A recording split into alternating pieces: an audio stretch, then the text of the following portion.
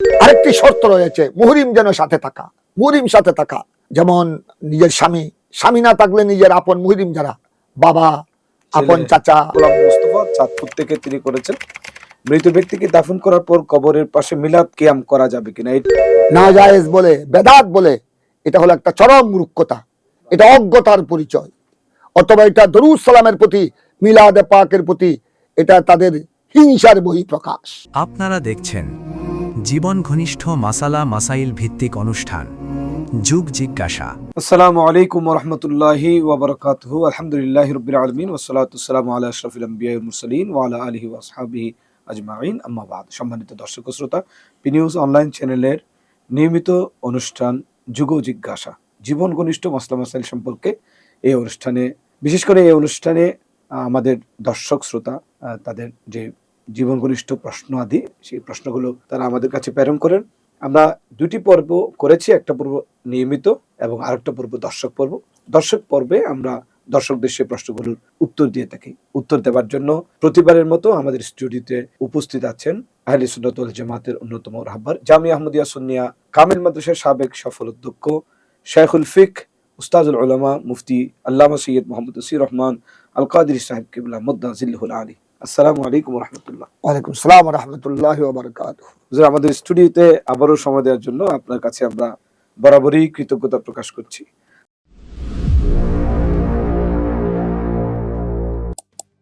যেহেতু হজের মৌসুম চলছে, হুজ্জাজে কিরাম মক্কাতুল মুকাররমায় অবস্থান করেছেন, তো ইফরাদ, কিরান, তামাত্তু তিন প্রকারের হজ রয়েছে এবং তিন প্রকারের হাজি রয়েছে।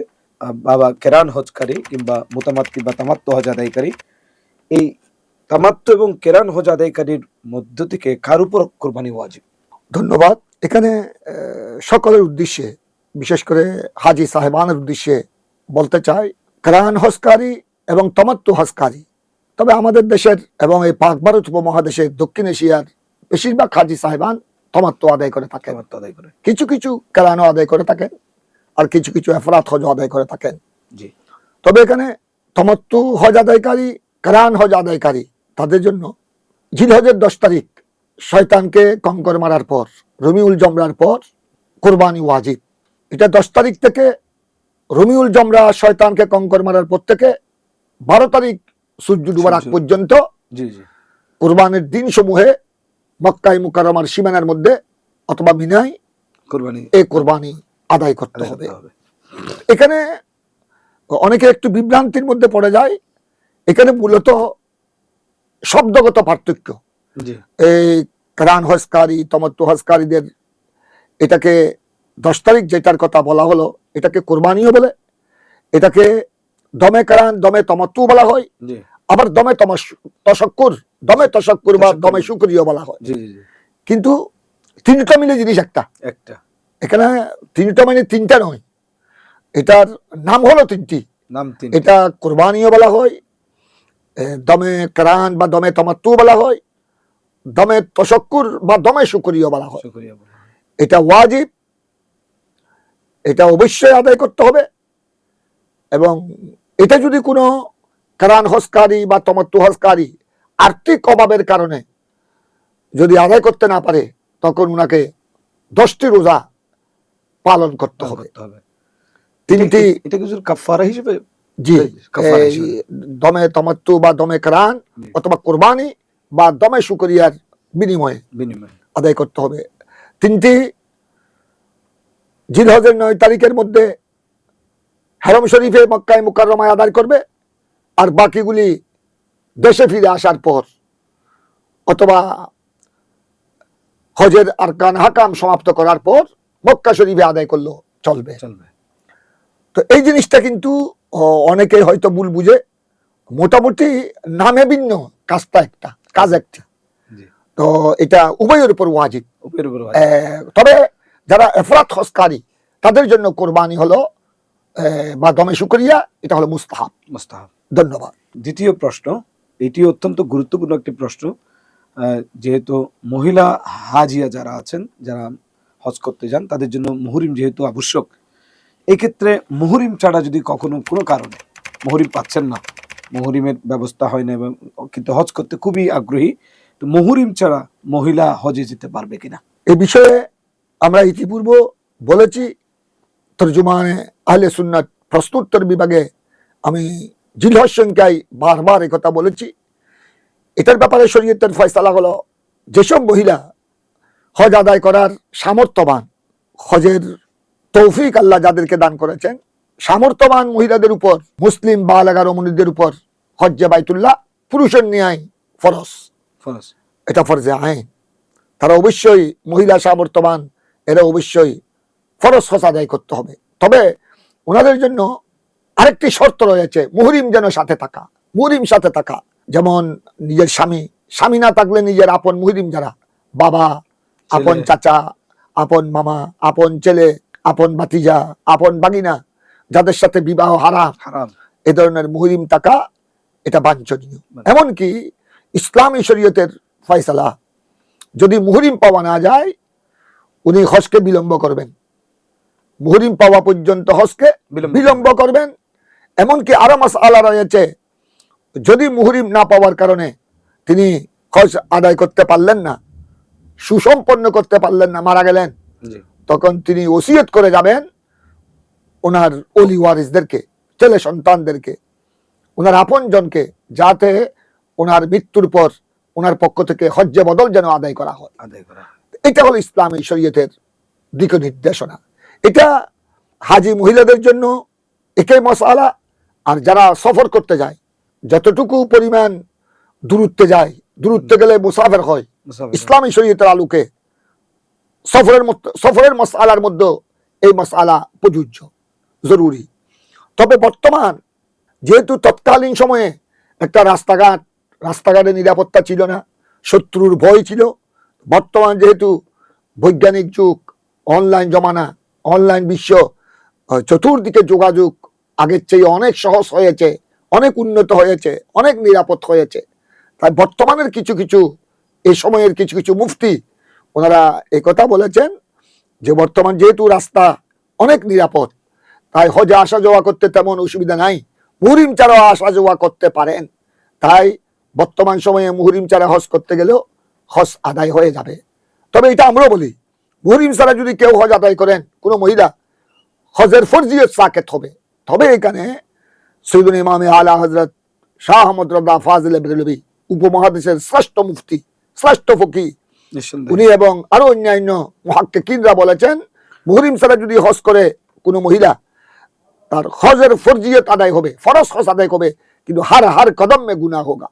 তবে যেহেতু বর্তমান সময়ের অবস্থার প্রেক্ষিতে রাস্তাঘাট নিরাপদ হওয়ার কারণে বর্তমান সময়ের বিভিন্ন মুফতিগণ একথা ফতোয়া দিয়েছেন তারা, যে এই সময়ে বর্তমান অবস্থার প্রেক্ষিতে কোনো মহিলা যদি মুহরিম না পায়, তিনি যদি মুহরিম ছাড়া যদি হজ আদায় করেন, অন্তর মানে না, এটাতে বেশি গুনাহগার হবে না। তবে এখানে আমরা বলবো, যেহেতু শরীয়তের ফয়সালাকে শ্রদ্ধা করতে হবে, ইসলামী শরীয়তের বিধানকে অবশ্যই সম্মান করতে হবে। তবে আমাদের মা বোনদের প্রতি আমরা একান্ত অনুরোধ করব, ওনারা যেন স্বামীর সাথে অথবা মুহরিমের সাথে যেন হজ আদায় করেন। ধন্যবাদ। 3 নম্বর প্রশ্ন, মেয়ে পাথর নিক্ষেপের সময়কাল যদি একটু বর্ণনা করতেন, কোন কোন সময় মেয়ে পাথর নিক্ষেপ করবে? মিনাতে হাজিদের জন্য মিনায় পাথর নিক্ষেপ করা, যেটাকে রমিউল জামরাত বলা হয়, শয়তানকে পাথর নিক্ষেপ করা, এটা মিনাল ওয়াজিবাত, এটা হাজিদের জন্য ওয়াজিব। হজের জন্য যে কয়েকটি ওয়াজিব রয়েছে, 6টির মতো ওয়াজিব রয়েছে, তার মধ্যে একটি হলো শয়তানকে পাথর নিক্ষেপ করা। এটার সময়সূচি হলো 10 তারিখ ফজরের নামাজের পর সুবহে সাদেকের সময় মুজদালিফা থেকে মিনার উদ্দেশ্যে রওনা দিবেন। মিনার উদ্দেশ্যে রওনা দিয়ে মিনাতে হাজির হয়ে প্রথম কাজ হলো শয়তানকে কঙ্কর মারা। এদিন বড় শয়তানকে, এটাকে কঙ্কর মারবে, একটি শয়তানকে 7টি পাথর মারবেন হাজি সাহেবান, নারী পুরুষ। তারপরে তখন থেকে রমিউল জমরাত শুরু হয়ে গেল। 10 তারিখ মুজদালিফা থেকে, জিলহজের 10 তারিখ মুজদালিফা থেকে আসার পর থেকে আপনার রমিউল জমরাতের সময়সূচি শুরু হয়।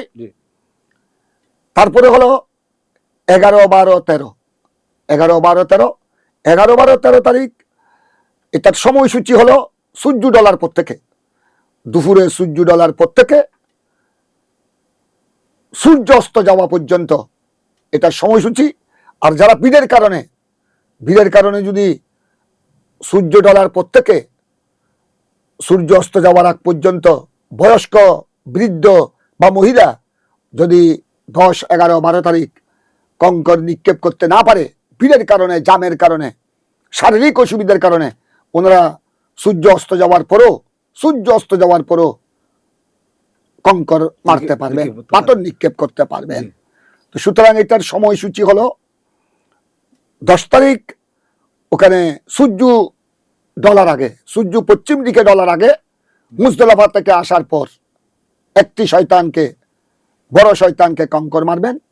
আর 11, 12, 13 তারিখ এটা হলো সূর্য ডলার পর থেকে, জাওয়ালের পর থেকে সূর্য অস্ত যাওয়ার আগ পর্যন্ত। আর যারা বৃদ্ধ, অসুস্থ, অপারক, তারা সূর্য অস্ত যাওয়ার পরও মারলে ওয়াজিব আদায় হয়ে যাবে। আর যদি কেউ 12 তারিখ, জিলহজের 12 তারিখ সূর্য ডলার পর, পশ্চিম দিকে সূর্য ডলে পড়ার পর 3 শয়তানকে কঙ্কর মেরে 12 তারিখ সূর্য ডুবার আগে মিনার সীমানা ত্যাগ করেন, মক্কা শরীফ চলে আসেন, ওনাদের হজ আদায় হয়ে যাবে। ওনাদেরকে 13 তারিখ আর শয়তানকে কঙ্কর মারতে হবে না। আর যদি 12 তারিখ সূর্য ডলার পর থেকে তিন শয়তানকে কঙ্কর মেরে যদি সূর্য অস্ত যাওয়ার আগ পর্যন্ত মিনার সীমানা অতিক্রম না করে, তখন তাদেরকে মিনায় অবস্থান করতে হবে। পরের দিন 13ই জিলহজ সূর্য পশ্চিম আকাশে ঢলার পর ওনারা কঙ্কর মেরে, 3 শয়তানকে কঙ্কর মেরে আসবেন। এই হলো রবিউল জমরাত, শয়তানকে কঙ্কর মারার সময়সূচি এবং বিধান। জি হুজুর, অসংখ্য ধন্যবাদ। আমরা নিয়মিত অংশে 3টি প্রশ্নের যথাযথ সমাধান পেয়েছি। এবার আমরা দর্শক পর্বে চলে যাচ্ছি।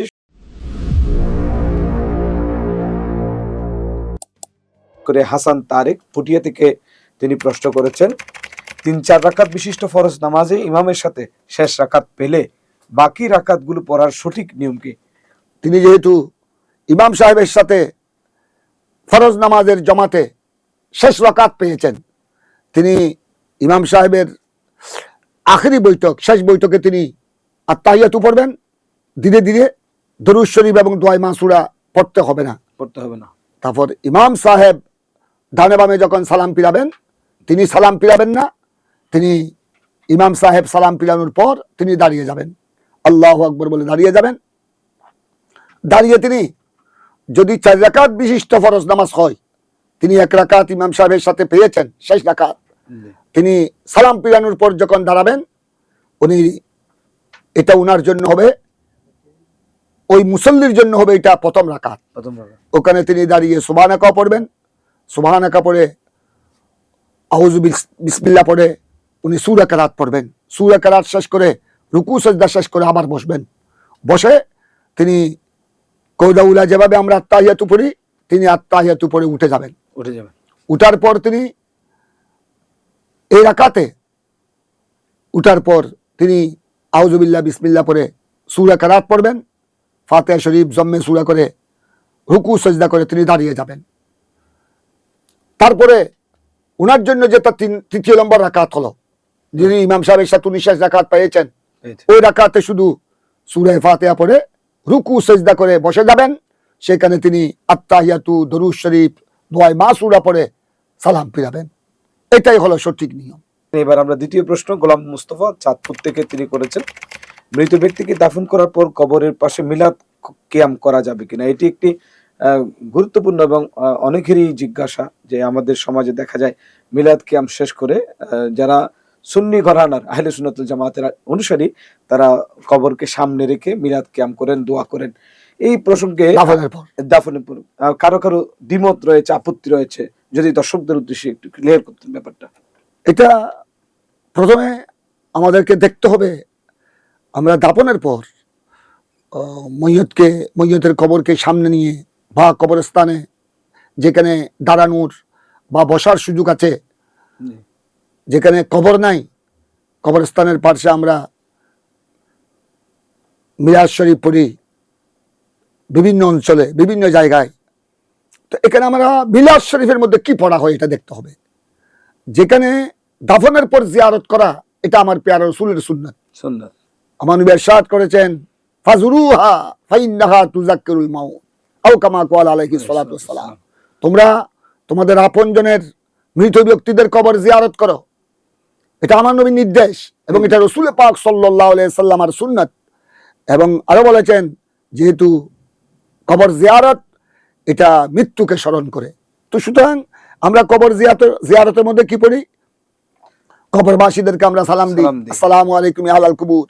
তারপরেই জিয়ারতের দোয়া পড়ে আমরা সূরা ফাতিহা শরীফ, কুল শরীফ, এভাবে বিভিন্ন সূরা পড়ে, দরুদ শরীফ পড়ে ওনাদের জন্য, ওনাদের মাগফিরাতের জন্য, রফে দরজাতের জন্য আমরা আল্লাহর দরবারে দোয়া করি। তো এটা যদি জায়েজ হয়, তো মিলাদ শরীফের মধ্যে তো কাউকে গালি দেওয়া হয় না, দরুদ শরীফ পড়া হয়, সাল্লাল্লাহু সালাতুনিয়া, এখানে কোরআনে পাকের আয়াত পড়া হয়, ওয়া মা আরসালনাকা ইল্লা রাহমাতাল লিল আলামিন বা লাকাদ জাআকুম রাসূলুম মিন আনফুসিকুম ইলা আখিরিল আয়াত, শেষ পর্যন্ত।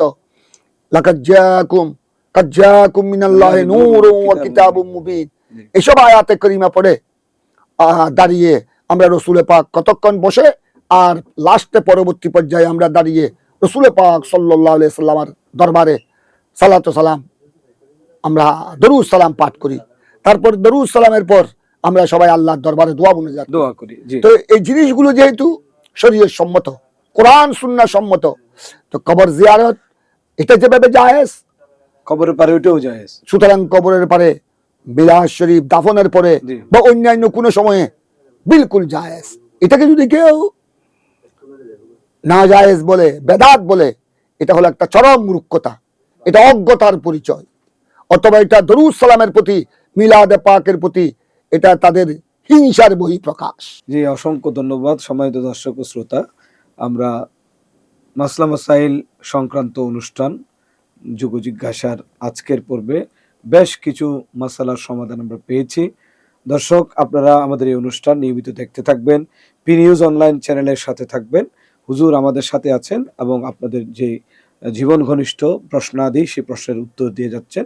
ইনশাআল্লাহ আগামী পর্বের অনুষ্ঠান দেখার আমন্ত্রণ জানিয়ে আমরা আজকের মতো বিদায় নিচ্ছি। ওয়া আখিরু দাওয়ানা আলহামদুলিল্লাহি রাব্বিল আলামিন। আসসালামু আলাইকুম ওয়া রাহমাতুল্লাহি ওয়া বারাকাতুহু।